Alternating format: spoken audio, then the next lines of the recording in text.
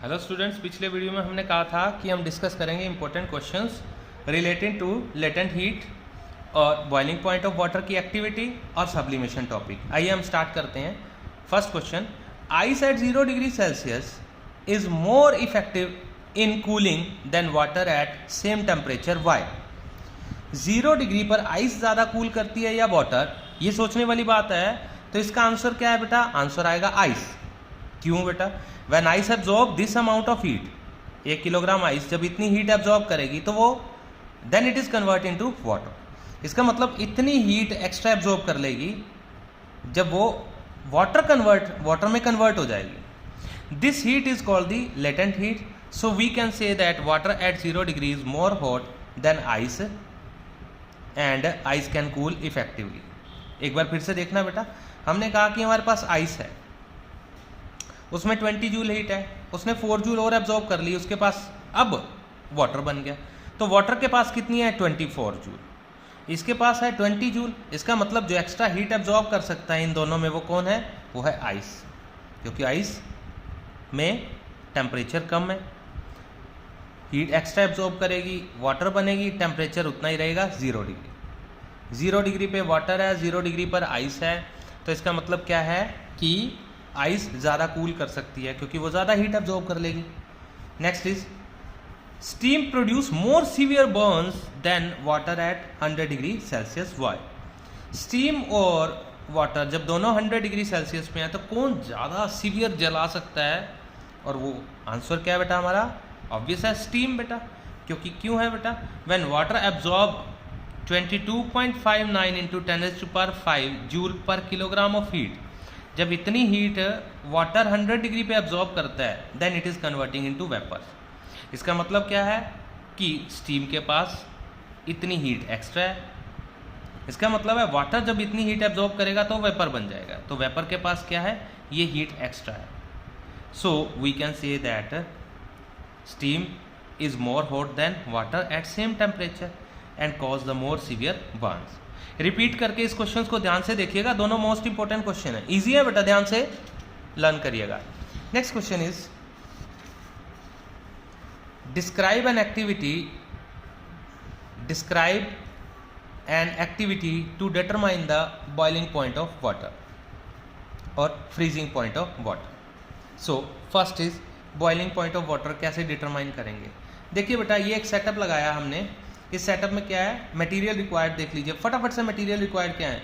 एक test tube है, test tube holder है, स्टैंड है, थर्मोमीटर है, थर्मोमीटर होल्डर है, बर्नर है और वाटर। हमने क्या किया बेटा? सबसे पहले प्रोसीजर में हमने क्या किया? Procedure, take water in test tube, setup the apparatus as shown in the figure, heat the water with the burner, burner से हम इसे हीट दे रहे हैं, note down the reading of the thermometer when vapours form.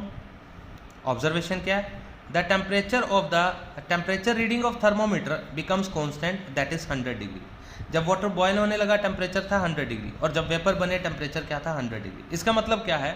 बड़ा simple, we conclusion boiling point of water is 100 degree Celsius. यही activity आप फिर से कर सकते हैं फ्रीजिंग पॉइंट ऑफ वाटर के लिए। क्या करेंगे बेटा? हमने नीचे एक सेटअप देखिए, मटेरियल रिक्वायर्ड ध्यान से देखिए बेटा। एक बीकर लिया है, क्रश्ड आइस लिया है और बर्नर लिया है, ट्राइपॉड स्टैंड लिया है, एक थर्मोमीटर लिया है और थर्मोमीटर होल्डर लिया है। हमने आइस को क्रश करके बल्ब ऑफ थर्मोमीटर को उसको टच कर दिया बेटा, bulb of the thermometer crushed ice में डाल दिया। इसको बॉटम पे टच नहीं करना क्योंकि एक्स्ट्रा हीट एब्जॉर्ब कर लेगा। फिर वही प्रोसीजर, क्या प्रोसीजर किया गया? टेक वाटर की जगह क्या लेंगे? Take ice in a beaker, setup the apparatus shown in the figure, heat the ice with the burner, note down the reading of thermometer when the water is formed, यहाँ vapour था water बोल देंगे। Observation, the temperature reading of thermometer becomes constant, वो क्या आ जाएगा बेटा? 0 degree.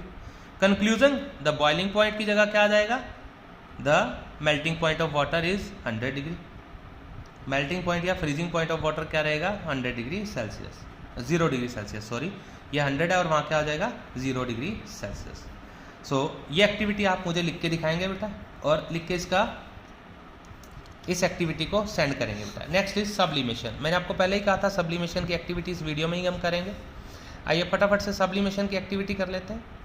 Sublimation क्या है? The process in which solid directly converting into gases and gases into solid. This process is called as a sublimation. In this process there is no changing into the liquid state. चलिए एक बार फिर से define करते हैं. The process of conversion of solid state of matter directly into gaseous state of matter is called sublimation. It occurs without change into liquid state. कैसे? एक activity कर लेते हैं. हमने क्या लिया? इस एक्टिविटी में हम सिंपल सा आपको लैब में ये करवाई जाएगी एक्टिविटी. एक चाइना डिश लिया, वायर गॉज लिया, बर्नर ट्राइपॉड स्टैंड लिया, बर्नर लिया और एक इन्वर्टेड फनल और कॉटन प्लग लेके इस तरह से सेटअप अरेंज कर दिया. इसमें हमने कैम्फर रख दिया या ये मिक्सचर रख दिया. इस मिक्सचर में क्या है? अमोनियम क्लोराइड और सोडियम क्लोराइड. इसका सब्लिमेशन हो जाता है, इसका नहीं होता. आइए एक्टिविटी में देखते हैं. अगर हमने कैम्फर लिया है तो कैम्फर का सब्लिमेशन हो जाएगा, ये लिया है तो इसका हो जाएगा. हमने बर्नर नीचे रखा और उसको हीट करना शुरू किया. जैसे जैसे हम हीट करते गए ये धीरे धीरे वेपर बनते गए. ये आपको क्या किया है? वेपर्स दिखाएं. वेपर्स इनकी वॉल से टकराए, सॉलिड से सीधा वेपर बन गए. वेपर वॉल से टकराए, वापस सॉलिड बन गए. यानी कि गैस से सॉलिड और सॉलिड से गैस बन गए.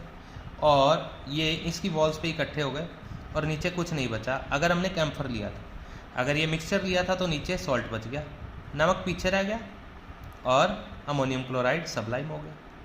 इसको रिमूव करो स्पैचुला की हेल्प से, इसको स्क्रैप करो और अलग कर लो. So we can separate the mixture. इस एक्टिविटी को एक बार फिर से हम सेकेंड चैप्टर में भी करेंगे, सब्लिमेशन की एक्टिविटी. ठीक है. नेक्स्ट वीडियो में हम करेंगे प्रेशर का क्या इफेक्ट होता है, यानी कि ड्राई आइस.